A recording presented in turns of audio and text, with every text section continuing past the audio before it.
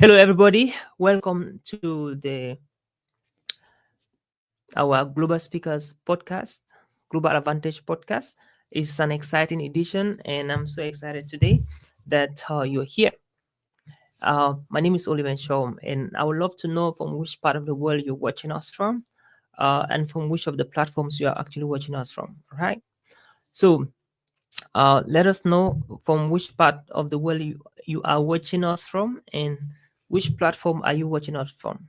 Today is a great day, and we are going to be looking at something so important, especially for beginner speakers. If you're starting your speaking career, and even if you are an established speaker, at least almost everybody who speaks, even every day, every week, every month, experience this particular challenge when it comes to public speaking, even professional speaking. And guess what? Stage fright. Stage fright. And so today we're going to be looking at some practical things you can do to overcome stage fright. And let us know which part of the world you are watching us from, and of course, which platform you are watching us from. Okay. Which part of the world are you watching us from, and which platform are you watching us from? All right. Are you watching us from YouTube? Are you watching us from Facebook? Are you watching us from LinkedIn? All right. Just indicate on the comment section and let us know, even as we dive deeper into today's conversation. And we are looking at how to overcome stage fright. So many years ago, about 15 years ago, when I started my speaking career, I used to be very shy. I must confess, like I used to be a very shy guy. Even a shy kids growing up, to the extent that I could not. Whenever I see two or more people gathering somewhere, I don't want to be there. I was really, really shy, but I was a little bit bold when I was talking to my parents. When I was talking to my siblings, I was pretty bold. But when it comes to talking to many people, I was very timid. I was very shy. But eventually, after some time, I became very, very, very confident in whatever I was doing. And that has really helped me to overcome my stage fright. And today I'm going to be looking at how do you overcome your stage fright. Maybe you're here, you've gone through public speaking training, but you still have some panic. Adrenaline is still shaking on you whenever you come to the stage. So today we're going to crush it all. Big high shout to my very dear friend Aza Vera. Hello, Vera. Greetings, Vera, from the beautiful city of St. Paul. I hope you're doing pretty good, my dear friend. So, Vera, today we're looking at how to overcome stage fright, and that is our topic of conversation for today. Vera is watching us from Douala, Cameroon. I love that. Okay. Hello, Douala. How is our family doing in Douala? Hi, Douala. Good morning, Cameroon. Or it's good evening, Cameroon. So, stage fright. You know, our Bebeto watching from Bamenda, Cameroon. Bamenda is the homeland. Hello, Bamenda. How are you doing today? Good evening to our Bamenda people, to all the community of Bamenda, the community of Douala. Thank you so much for locking in. And thank you, Vera, for representing the whole littoral region, Douala. And thank you, my very good friend and dear brother, our Bebeto, for representing Bamenda as a region. Great. So, stage fright. So, when you hear the word stage fright, what comes to your mind? You know, what comes to your mind when you hear the word stage fright? Uh, I bet you, even veteran speakers, the best of the best, ponged. You know, ponged is a new word that I've been using lately. The other day, I made a post on Facebook like, "How do you call somebody who has been speaking for 15 years?" And one of my good friends on Facebook responded and said, "Pundit." And when I went into research, I realized that a pundit is somebody who has done something so well, and he has a mastery of the thing, and he does it so effortlessly, exceedingly well. That's a pundit. And so in the public speaking sphere or industry, we have some people call them pundit. Pundit. Did you hear that? Pundit. I love the word. Like, it's very uncommon and rare. Pundit. So a pundit in public speaking still have stage fright. Yes, you got me right. Even a pundit in public speaking experience stage fright. You got me right. And so it means that stage fright is a normal problem. It's a normal symptom. It's a normal uh, sign that you are breathing your life, that you are on the stage. So the problem now is not the stage fright, but how to manage the stage fright. That has always been the problem to many people. And research has proven that as a speaker, within the first 10 seconds, if you cannot be able to get people engaged, get your audience engaged, get your audience connect to what you are saying within the first 10 seconds, boy, you will mess up. There are higher chances you mess up. Very, very higher chances that you mess up. If you cannot engage your audience within 10 seconds, you mess up. There are higher chances you mess up. And after you engage your audience in 10 seconds, if you cannot keep them, maintain their connection, maintain that engagement for the next 2 minutes, there are higher chances you miss them more. They will disconnect from you. And that is why you have to do everything to overcome your stage fright as a speaker, as a minister, as a preacher, as an entrepreneur, pitching to investors, to partners, and to new collaborators or sponsors. You have to constantly overcome your stage fright at any given moment. So today, I have good news for you. I'm going to be discussing 5 things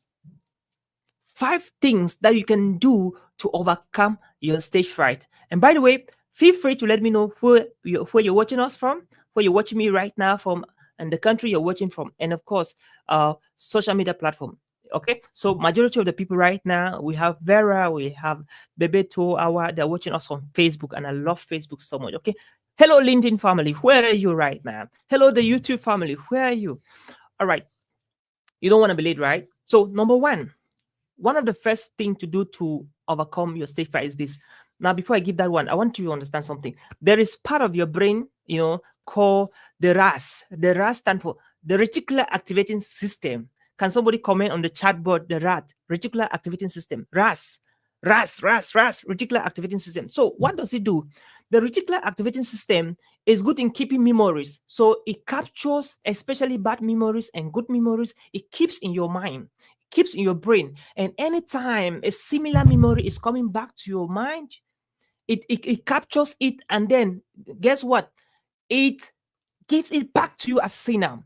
It captures. So if somebody has ever done any good to you in life, the moment you see the person and the person is approaching you, you feel excited. You want to see the person because the RAS is telling you that, hey, this is a nice person, this is a nice lady, this is a nice man, this is a nice kid. Okay, approach the person. If somebody ever done anything bad to you, the moment you see the person, the RAS brings that memory back to you. And anytime you see him, if you're not forgetting the person at all, that RAS will bring back the information, and guess what? It comes back to your mind. And so the reticular activating system brings back good information and bad information to you at any given time. And that's why when you become a victim of scam before, it's very difficult for you to become a victim of a scam again. Because the moment you are having conversation with somebody who seems like he want to scam you, the reticular activating system, which is what we call the RAS, brings back that experience, that memory to you, and your entire body begins to fight it, beginning from your face and every other part of your body. So after understanding that, that's exactly the same thing that happens to you when you go to speak. Now, the RAS always brings you back memory. So the moment you find yourself in front of an audience, the reticular activating system will bring back the memory. Hey, remember the first experience you mess up, the second you mess up, the third you mess up, the fourth you mess up, the fifth you mess up. So you mess up. Hey, be careful. That's what the RAS is telling you. But the point here is that you need to fight the RAS. You got to fight the reticular activating system, my friend. You got to fight it with all your strength, with all your energy. And how do you fight it? 5 things to do. Number 1, for ladies, you can put on high heels when you're coming to speak on the stage. Put on heels, because research has proven that when you are high, when you walk like this in high heels, there's a way it affects your brain. It gives you boldness, it gives you confidence, it gives you that kind of courage to be like, hey, I can do it. So when you are high heels, high heels, then you have the confidence to speak to people, to inspire people, to empower people. So one of the things for ladies to do to immediately overcome your stage fright is to put on high heels when you're coming to speak. Now for men, you can put on shoes like they used to call it pontinini in Africa. I don't know how to call it here in the US. So you can put on shoes that make noise. When you move around the stage, it creates a vibration. So when you walk around the stage, it gives you confidence to have confidence to speak and to have the courage to speak. Now, the first one, if that one does not work for you, the second thing you could do is create jokes, learn how to crack jokes, learn how to bring humor. Remember, as a speaker, you need to have a little bit of a comedian's attribute. You need to be able to produce humor. And speakers or professional speakers, what they do is they generate humor, and then comedians they create jokes. So as a speaker, your job is not to create jokes, but humor. And so what I'm saying is that create humor as a speaker, not jokes, because jokes are for comedians and then humor is for speakers. Now, as you begin your talk, you could just say something funny at the start of your talk that will make people to laugh. Your objective is to connect with the people. And one of the ways to connect with your audience is to make them to laugh. When people laugh, they feel less tense. When people feel less tense, they feel excited, happy, relief. And when they feel relief and happy and excited, they want to listen to what you're saying next. So, as a speaker, within the first seconds of your presence on the stage to overcome your stage fright, immediately make people to laugh. Say something funny that people can laugh. Because when people laugh, they connect to what you're saying. That's so powerful. That's so powerful. And then the third thing to do to overcome your stage fright is that you have to share a personal experience, or what I call an anecdote, what we call in professional speaking anecdote. An anecdote is so powerful. What is an anecdote? An anecdote is a self-deprecating story about yourself, something that is really funny or weird, something that you're very confident to share and you're not ashamed to share it. That's an anecdote. But again, you need to be careful on the culture. The same stories you share in Cameroon as an anecdote, might not work in the US, might not work in the US, I bet you. And the same story you share in the US as an anecdote might not work in Africa or in Cameroon in some countries. So you need to be very careful the kind of anecdotes you bring on the stage. You know what I mean? You need to be so careful. There's an anecdote I used to share in Cameroon when I was speaking in Cameroon, and I used one of the days in my early days here in the US. I used that anecdote and share, and nobody really cared. It never sounds funny. You know what I mean? So you have to be very careful. Study your anecdote. That's why you need a coach, you need a mentor, you need an accountability partner as you do your speaking. Someone who can share the stories you want to share on the next stage and let the person give you feedback, review, like, hey, take off this one. Hey, add this one. Hey, reduce this one. Hey, don't share that story. Don't share that story. That story can cause you problems on the stage. Share by this story. Remove this part of the story and put this part and share by this one. You need that accountability partner, because some stories that you have to share on particular stages, there might not be a good fit, but there could have been a good fit before in the past, but now in the present there might not be a good fit. So you need to think about an anecdote, a personal self-deprecating story that you can share to people on the stage that can connect and resonate with you, because your objective is to kill your fear, is to destroy the adrenaline. Adrenaline is actually a hormone of fear, a hormone of fright, and every single speaker that comes to the stage always experience that adrenaline secretion. And so when it's secreted, you begin to be fear. You have dry lips, symptoms of adrenaline, dry lips, sweaty palms, stomach that is almost running, and it's like your stomach walls are churning, churning. You know what I mean? Like churning. For those who did biology, human biology, you understand what I mean? So that is dangerous. Those are signs of stage fright, and you need to do everything to overcome that. Yes. So number one, you need to put on high heels for women, and for men, you have to put on shoes that make noise on the stage. That plays on your psychology. Number two, you need to be able to share in some humor. Say something funny that people can laugh. Because when people laugh, they connect. When they connect, they listen to you. When they listen to you, they learn. When they learn, they get transformed. When they get transformed, they become nation builders. And number three, you need to be able to share anecdotes or personal stories. And number four, you need to be able to begin your talk with striking statistics. Wow. According to the National Speakers Association, NSA, by 2025, the speaking industry will be a 500 fortune industry, and there will be over 4.6 billion US dollars in circulation in this particular industry. Sounds like a striking statistics. You could start with a statistic like 80% of the things you worry about today will never, ever, ever happen in your life. Come to think about it. The things you were worried about yesterday, yes the week, yes the month, yes the year. 80% of them never happened. And so 80% of the things, statistics have proven that 80% of the things you worry about today will never happen. So why stress yourself? Why go through depression and trauma, all sort of depression because of the things you're afraid that will happen to you? Just relax and just be the best version of yourself right now. And just receive the gift of the present that you have right now and make good use of that gift, which is the present you have right now. And give the best experience of it and maximize it to the highest point you can ever. You know, those are powerful ways you can begin your talk. And as the people are focusing and listening to you, adrenaline is beginning to drop down. And guess what? Cortisol is rising. Cortisol is rising. And if you are good enough, before you notice, dopamine will be there. Before you notice, you know, many other hormones of excitement will be coming up. Endorphin will be there. The dopamines, the endorphins, the cortisol, they will just be popping up and up. And before you notice, you're super excited and you're delivering, you're killing it on the stage. And so that is the fourth one. And the fifth thing, there's hundreds of things you can do, but I want to talk about five, like I said. The fifth thing you can do to overcome your stage fright immediately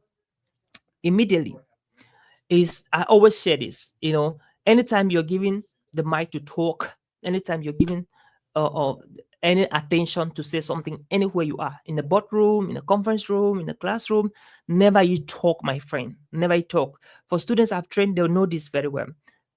All around the world, I always say this. Anytime you're giving the mic to talk, never you talk. Never you talk. Give yourself at least 5 seconds before you start talking. So that by the time you must have started talking, you must have created an anticipation, an excitement for people to listen to you. That craving, that yearning for people to hear what you have to say next or first is so powerful. That alone can command respect. And when you notice that people want to hear you talk, people want to listen to you, that cortisol will begin to be secreted in you, in your mind, and then that's how you gain the confidence. You gain the confidence. You gain the confidence, and you dive right in to your presentation. All right. So, my friend, those are the 5 things that you can do in order to overcome your stage fright. Next time you are on the stage and you are afraid, you are scared of what to say, how to start, please remember these 5 things. Now, as we wrap up, why do you think people are afraid of stage? Why do you think people experience stage fright? So many reasons, right? One of the reasons is because they're afraid to make mistakes, and if they make mistake, people will laugh at them. The second reason could be because they are scared of what to say and how to say it.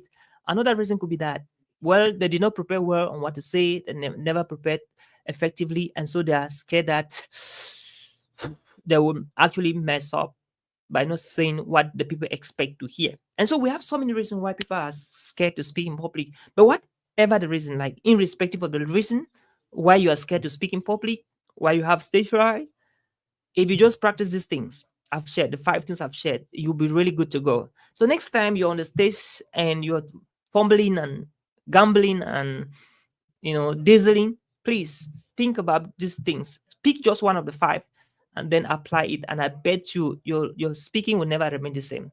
And if you know somebody who messes on the stage all the time, anytime he goes to speak he mess up or she mess up, why not be a gift to the person and give a very special gift to the person by sharing with the person these actually 5 amazing tips I've shared with you on how to overcome your stage fright. My prayers for you is that you should become the best version of yourself. And there is practically no way you can become the best version of yourself if you cannot be able to articulate yourself well, if you cannot be able to express yourself well. So I'm helping you to gain one of the best skills that any human being will ever have on earth, which is the skill of communication. And so I pray that even as you practice these 5 tips in your next speaking engagement, your next speaking assignment and exercise, whatever, you'll be able to become the best version of yourself, live your dreams, make the world a better place. And on that last day, you'll be welcome, good and faithful servant, and congratulations for the great job you did. That is it. My name is Oliver Shom, and today we're looking at how to overcome stage fright, and we discuss 5 key things. And I hope this will be of great help to somebody watching right now or who's going to watch later. And if this was of inspiration to you, share with somebody who need to hear this. And until we meet again, be the best of the best and see you at the top. Cheers. Feel free to let me know what you would love me to talk about next time. Okay, write down on the comment section what you would love me to talk about next time. So, Catherine, once again, you're welcome. Catherine, you're just coming not too late. You can watch. Thank you, Azevera, for showing up. Thank you, Covenant Beto. Thank you so much, our Bebeto, for showing up. I wish you all the very best. Please, if you just missed the live session, I will recommend you rewatch whatever platform you are coming from. And until we meet again, be the best of the best and see you at the top. Bye.